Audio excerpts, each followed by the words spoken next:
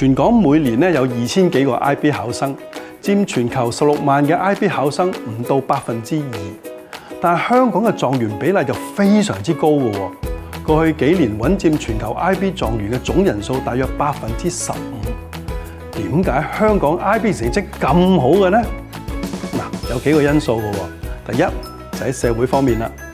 香港同其他幾個盛產 IB 狀元嘅亞洲國家都相似，喺歷史傳統嘅文化底下，再加上激烈競爭嘅環境裏面，喺應試文化透過教育喺社會向上游，令到大家咧都着重教育，俾心機讀書。第二就係教育環境啦。喺香港開辦嘅 IB 學校咧，不外乎係爭崩頭嘅直資學校啦，同埋資源豐富嘅私立或者係國際學校。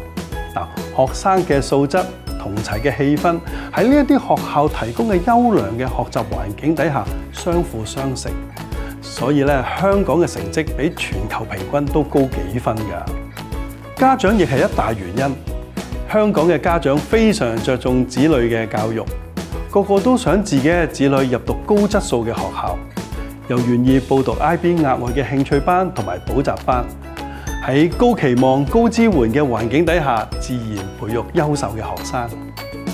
而最後就係學生自己個人方面啦。根據好多國際研究報告，例如 PISA 研究，香港學生具備優秀嘅學習嘅能力，加上以上提及嘅環境裏面奮鬥努力，對學習充滿熱情，香港學生亦都對自己有一定嘅期望嘅，令到佢哋對 IB 有高度嘅投入。整體嚟講，香港喺社會嘅氣氛、教育嘅環境、家長嘅支持同期望、學生嘅個人素質4方面互相配合，成就 IB 狀元嘅搖籃地。